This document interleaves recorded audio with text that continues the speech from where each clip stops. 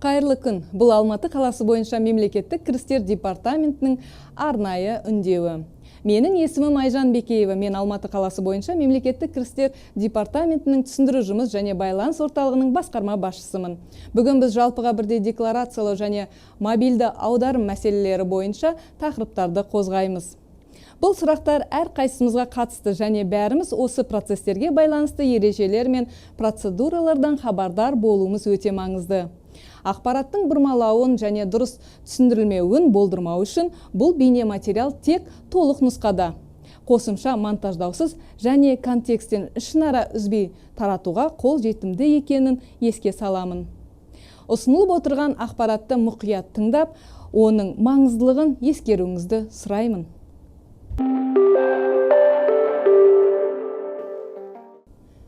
Декларация дегеніміз нені декларациялау керек және ол не үшін қажет? Декларация бұл азаматтардың декларациялау тиіс активтері, яғни Қазақстан Республикасынан тыс жердегі мүліктер. Барлық жылжымалы және жылжымайтын мүліктің, көліктің, жердің, банктік шоттардағы ақшаның барлық түрлері, барлық банктік салымдар бойынша айлық есептік көрсеткіште мөлшерінің 1000 еселенген мөлшерінен асатын сома. Заңды тұлғаның жарғылық капиталындағы қатысу үлесі көрсетілетін есептік нысан.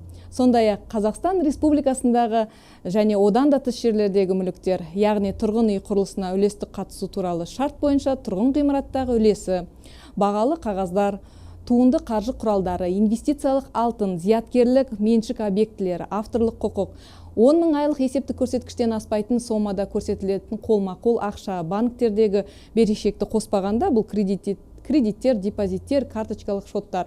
Жеке тұлғаның қалауы бойынша нотариалды куәландырылған шарт негізі болып табылатын басқа тұлғалардың жеке тұлғаның алдындағы берешегі, бұл дебиторлық берешек, және жеке тұлғаның басқа тұлғалар алдындағы берешегі кредиторлық берешек.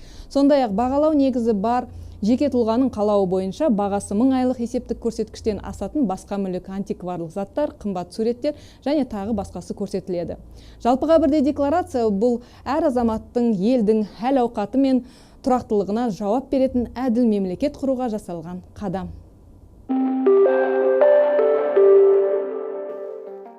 Жалпыға бірдей декларациялаудың мақсаты экономикалық жағдайды жақсарту және айналымды бақылауды қамтамасыз ету. Сонымен қатар сыбайлас жемқорлықтың алдын алу арқылы елді көлеңкеден шығару.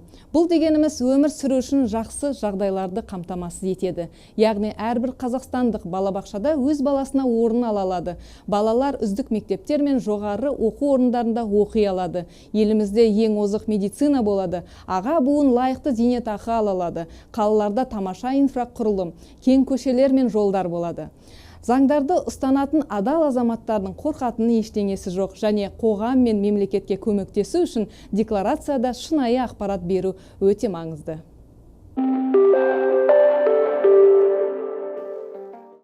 Сондай-ақ жалпыға бірдей декларациялау 4 кезеңнен тұратын ауқымды процесс екенін атап өткен жөн. Бірінші кезең 2021 жылы басталды және оған мемлекеттік қызметкерлер мен олардың жұбайлары кірді. Екінші кезең 2023 жылы басталды. Оған білім беру, денсаулық сақтау, мәдениет, спорт және квази-мемлекеттік сектордағы мемлекеттік қызметкерлер, сондай-ақ олардың жұбайлары кірді. Үшінші кезең 2024 жылдың 1 қаңтарынан басталды. Яғни қазіргі уақытта декларацияны жеке кәсіпкерлер, заңды тұлғалардың басшылары, құрылтайшылары мен қатысушылары, сондай-ақ олардың жұбайлары тапсырады. Төртінші кезең 2025 жылы басталады және барлық жеке тұлғаларды, яғни Қазақстан Республикасының 18 жастан асқан барлық азаматтарын, сондай-ақ шетелдік активтері бар, кәмелетке толмаған тұлғаларды қамтиды.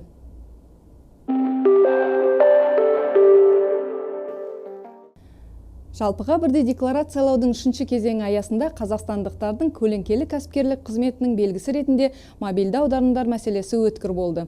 Бүгінгі таңда мобильді аударымдар бұл жүйелеу мен бақылау қажет болатын нақты бақылаусыз ақша айналымы болып табылатын сұр аймақ. Мобильді аударымдарды бақылау салық салудың әділдігі мен міндеттілігін қамтамасыз ету үшін және барлық азаматтар үшін тең жағдайда жасау үшін қажет. Қазіргі салық міндеттемелерін адал орындау әлде қайда тиімді. Шарттар жеңілдетілген, салық ставкалары 1-ден 4%-ға дейін төмендетілген. Кәсіпкер тауарлар мен қызметтер үшін алынған төлемді кәсіпкерлік ретінде ашылған банктік шотқа қабылдауға міндетті. Бұл заңдылық салық және кәсіпкерлік кодексте көзделген. Сонымен қатар тауардың және көрсетілген қызметтің бағасы қолма-қол және қолма-қол ақшасы төленген кезде бірыңғай болуы тиіс.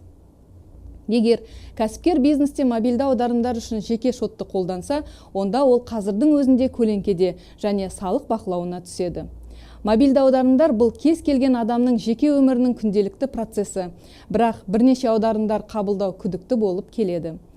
Мобильді аударымдарды тексеру барлық азаматтарға әсер етеді, бірақ адал салық төлеушілерге алаңдайтын ештеңе жоқ. 2023 жылы екінші деңгейдегі банктер 2022 жылы аударымды критериймен асқан мемлекеттік қызметшілердің тізімдерін жібере бастады. Келесі жылдары мұндай ақпарат азаматтардың басқа санаттарымен бойынша кезең-кезеңмен ұсынылатын болады. Мысалға, бизнесмендердің аударымдары туралы мәліметтер 2025 жылы 2024 жылдың қорытындысы бойынша, ал қалған барлық азаматтар бойынша 2026 жылы 2025 жылдың қорытындысы бойынша келіп түседі.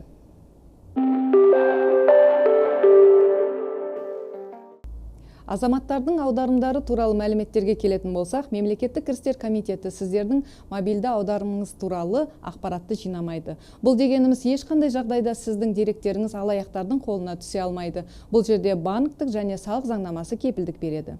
100 және одан да көп аударымдар асатын азаматтардың аударымдары туралы ақпаратты жинау және өңдеу барлық процестері банктерде жүзеге асырылады және банктік қауіпсіздік жүйесімен толығымен қорғалады. Банктер салық органдарына аударымдар туралы ақпаратты азаматтардың жеке сәйкестік номерін көрсете отырып, қандай аударымдар қабылданғаны туралы толық ақпаратсыз есептілік нысанда береді. Салық органы бұл деректерді тексеріп, салықтық деректер базаларымен салыстырады және көлеңкелі кәсіпкерлік белгісі болған жағдайда міндеттемелерді орындау және бұзушылықтарды жою қажеттілігі туралы хабарлама жібереді. Жауапта сіз бұл аударымдардың не екенін түсіндіруіңіз керек. Егер бұл аударымдардың емделуге, қайырымдылыққа болса, онда мұндай аударымдар бойынша жиналған қаражаттың мақсатына сай пайдаланғанын көрсету керек. Егер аударымдар кәсіпкерлік қызметтен болса және сіз жеке кәсіпкер болсаңыз, онда бұл аударымдардың сомасы сіздің жеке кәсіпкер ретінде декларацияңызда көрсетілу керек. Егер азамат жеке кәсіпкер болып табылмаса, көлеңкелі кәсіпкерлік аударымдар анықталған кезде, онда жеке тұлға анықталған соманың 10%-ын төлеу керек. Ары қарай жеке кәсіпкер ретінде тіркеліп, салық режиміне сәйкес табыс сомасының 1-ден 4%-на дейін салық төлеу керек. Қалай болғанда да салық органдарының хабарламасына жауап беру керек. Көлеңкелі кәсіпкерлік белгісін анықтау критерийі бір жеке тұлғаның қатарынан 3 ай ішінде ай сайын 100 және одан да көп түрлі тұлғалардан жеке банктік шотына ақша қаражатын алу болып табылады. 100 немесе одан да көп аударымдар емес, әр түрлі жеке сәйкестік номер бар 100 және одан да көп адамдар. Аударымдардағы қайталанатын жеке сәйкестік номер бір адам ретінде қарастырылады. Сондықтан тексеруге себеп болмайды. Жеке тұлғалар өздерінің жеке мақсаттары үшін мобильді аударымдар жасай алады және қабылдай алады. Туыстарыңызға, достарына, ата-аналарына және балаларына аударымдар жасай алады. Іс-шаралар, жиындар өткізе алады. Мұндай аударымдар бақылауға жатпайды.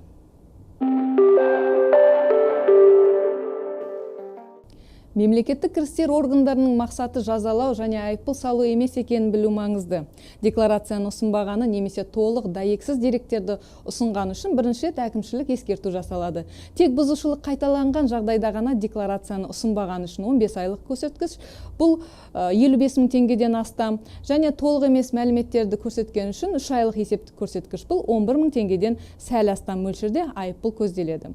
Салық салу объектілерін жасырған үшін неғұрлым ауыр айыппұл айыппұлдар қарастырылған. Салық органы анықталған бұзушылық бастапқыда төленбеген салықтар сомасы 200% мөлшерінде, ал қайталанған жағдайда 300% мөлшерінде айыппұл салуға әкеп соғуы мүмкін. 2025 жылдың қаңтарынан бастап азаматтардың мобильді аударымдарын бақылау, жалпы айыппұлдар және жазалаудың басталуын білдіртпейді. Айыппұл декларацияны ұсынбау немесе толық емес мәліметтерді ұсынып, бірнеше рет тәртіп бұзғандар үшін салық органдарын ескертуінен кейін екінші кезең болып табылады.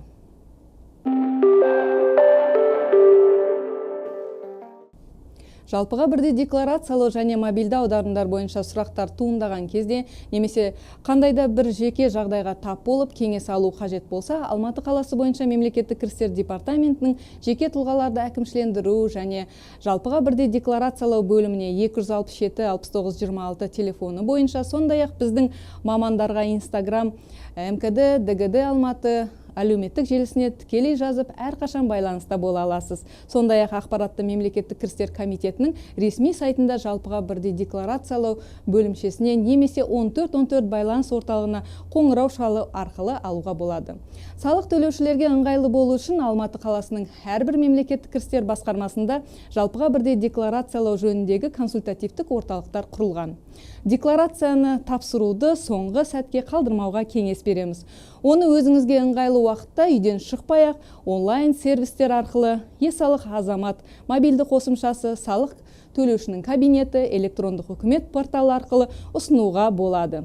Біздің электрондық сервистер пайдаланушылардың қажеттіліктерін ескере отырып әзірленген және қауіпсіздіктің жоғарғы деңгейдегі кепілдік береді. Сіздерге тек ресми ақпаратқа сенуге және күмәнді дереккөздерге сенбеуге шақырамыз. Салық декларациясы туралы барлық ресми ақпараттар тек біздің арнада қолжетімді. Назарларыңызға рахмет. Сіздің МКД.